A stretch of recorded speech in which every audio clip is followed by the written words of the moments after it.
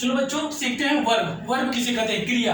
हिंदी में क्या कहते हैं वर्ब को? क्रिया। क्रिया किसे कहते हैं? शब्द के जिस रूप से कार्य का होने या करने का पता चलता है उसे हम क्या कहते हैं? क्रिया कहते हैं। शब्द के जिस रूप से कार्य का होने या करने का पता चलता है उसे हम क्रिया कहते हैं। इंग्लिश में डिफिनेशन क्या होता है? A word which show the action of noun and pronoun. जो जिस वर्ड से हमें यह पता चलता है कि नाउन और प्रोनाउन क्या कर रहे हैं वही हमारा वर्ब कहलाता है। जैसे डिफिनेशन क्या है? A word which show the action of noun and pronoun। क्या हो गया? A word which show the action of noun and pronoun। जो एक्शन शो करे और नाउन और प्रोनाउन का। ये बताओ कि नाउन और प्रोनाउन क्या कर रहा है। जैसे हम बोलते ही प्ले, वो खेल रहा, ही प्लेस, वो खेलता। अगर हम बोले ही स्लीप, ही स्लीप। अगर हम बोले कि I am going to market, I am going to market. देखो यहाँ पे प्ले जो है वो खेलने का काम करे। कौन सा काम है? खेलने का। ये भी वर्ब है। ये स्लीप, सो रहा है, ये भी कौन सा काम है? वर्ब है। यहाँ पे गोइंग, जाने का काम करे। कहाँ जा रहा है? मार्केट में। तो जो जाने का काम है ये क्या कहलाएगा? वर्ब। क्या कहलाएगा? वर्ब। तो ठीक है, वर्ब वो होता है जो हम काम करते हैं, जो भी हमारा एक्शन होता है वही हमारा वर्ब कहलाता है। चलो वर्ब के दो पार्ट्स पढ़ते हैं। वर्ब में क्या क्या यूज होते हैं, वर्ब में क्या क्या आते हैं। जैसे कि वर्ब में देखो, वर्ब में होता है पहले मेन वर्ब होता है। कौन सा? Main verb. एक तरफ होता है हेल्पिंग वर्ब। अच्छा, मेन वर्ब, इसको हेल्पिंग वर्ब को कहते हैं सहायक क्रिया हिंदी में, और मेन वर्ब को कहते हैं एक्शन वर्ड। जो एक्शन करते हैं, जो काम करते हैं वही मेन वर्ब में आता है, और जो हेल्पिंग वर्ब होता है वो होता है सहायक क्रिया। जैसे इज, एम, आर, वाज, वर। ठीक है, ये सारे आते हैं किसमें? हेल्पिंग वर्ब में। जितने भी टेंस में तुम पढ़े होगे वो सारे आते हैं हेल्पिंग वर्ब में। और मेन वर्ब में क्या होता है? जो एक्शन कर रहा है। जैसे रीड करने का काम, आई एम रीड हो गया, प्ले हो गया, ठीक है, ईट हो गया, खा रहे हैं, सो रहे हैं, स्लीप हो गया। ठीक है, ये जितना भी हम काम कर रहे हैं ये सब मेन वर्ड है, मतलब ये एक्शन वर्ड है, ये कहलाएगा मेन वर्ड। हेल्पिंग होता है इसे हम वाज वर्ड। जैसे एग्जांपल मैं आपको बताना चाहूँगा, एग्जांपल लेते हैं इसका। मेन वर्ड का है इसका। जैसे मेन वर्ड में क्या था? आई एम गोइंग, मैं जा रहा हूँ, आई एम गोइंग। यहाँ पे जाने का काम कर रहा है। देखो ये चल रहा, यही एक्शन है इसका, ये काम कर रहा है। यहाँ पे एम जो है वो क्या है? Helping verb. एम क्या है? Helping verb. जैसे he is eating mango, he is eating mango, वह आम खा रहा है। तो जो इज है वह क्या है? Helping verb. ईटिंग जो है, खाने का जो काम कर रहा है वो क्या है? Main verb. क्या हो जाएगा?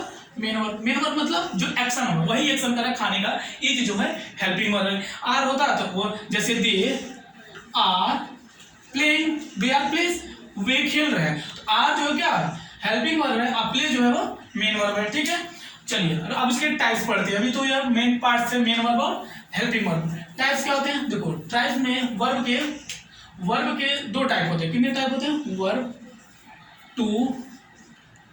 Two types of verb. Two types of verb कौन कौन से? ट्रांजिटिव वर्ब, दूसरा इंट्रांजिटिव वर्ब। इसको कहते हैं हिंदी में सकर्मक, इसको कहते हैं अकर्मक।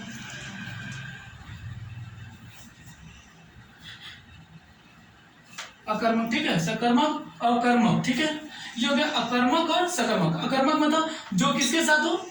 ट्रांजिटिव मतलब जिसमें ऑब्जेक्ट होता है, जिसमें ऑब्जेक्ट की जरूरत होती है, जिसमें ऑब्जेक्ट का यूज करते हैं उसे हम कहते हैं ट्रांजिटिव वर्ब। और जिसमें ऑब्जेक्ट की जरूरत नहीं होता है, इसमें ऑब्जेक्ट नो मतलब ऑब्जेक्ट नहीं होता है। ठीक है, यह कहलाता है इंट्रांजिटिव। और जिसमें ऑब्जेक्ट होता है वो कहलाता है ट्रांजिटिव। अकर्मक या सकर्मक या अकर्मक। चलिए अब पहला टॉपिक पढ़ते हैं, ट्रांजिटिव वर्ब क्या होता है। ट्रांजिटिव वर्ब क्या होता है? ठीक है, ट्रांजिटिव वर्ब एक मिनट। चलो बच्चों, हमारा टॉपिक का पहला क्या था हमारे पास? Transitive verb. हमने क्या लिखा था? Transitive verb. ट्रांजिटिव क्या होता है? सकर्मक, जिसमें ऑब्जेक्ट हो, जिसमें ऑब्जेक्ट की जरूरत हो, बिना ऑब्जेक्ट को कंप्लीट मीनिंग नहीं दे सकता। तो जैसे कि हम बोलते हैं दे कॉल्ड।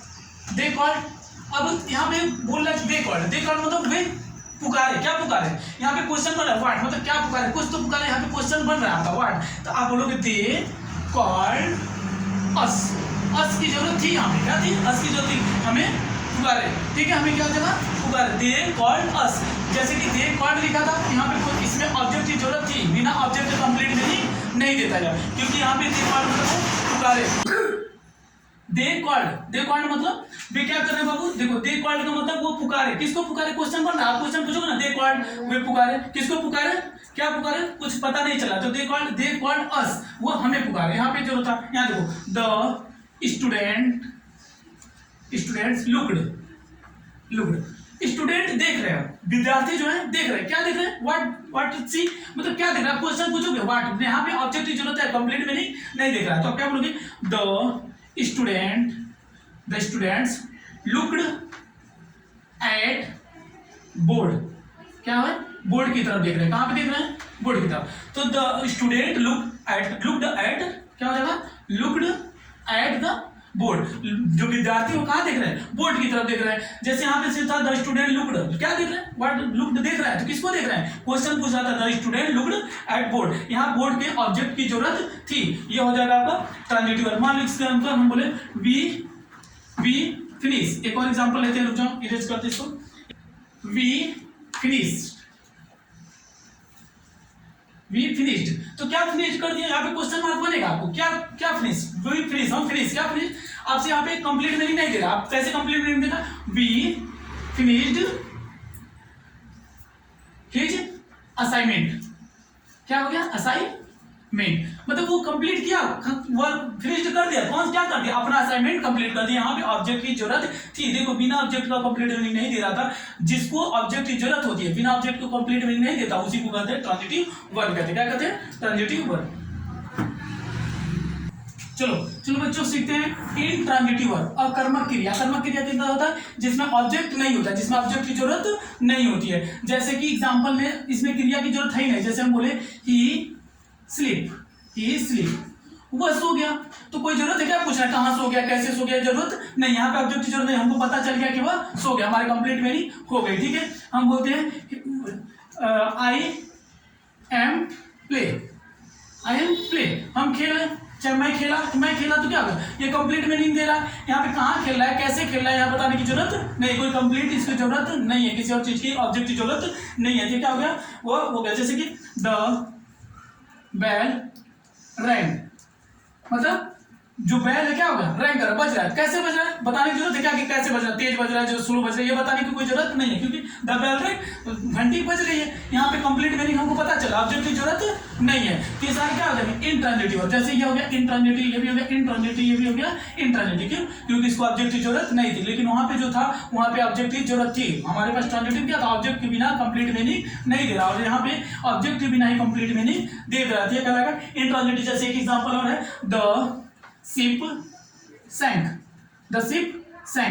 शिप क्या हो गया, डूब गया, शिप डूब गया, सैंक मतलब डूब गया, अब कहाँ डूब गया, कोई कंप्लीट मीनिंग देने की जरूरत नहीं, हमको पता चल गया शिप डूब चुका है, अब डूब गया तो हमको यहाँ पे कंप्लीट मीनिंग पता चल गई, कोई डूब गया, हमको कोई जरूरत नहीं है बताना कि ये डूबा है, तो कहाँ डूबा है, कैसे डूबा है, बताने की जरूरत नहीं है, ठीक है। द शिप सैंक, यही कहलाएगा इंट्रांजिटिव वर्ब।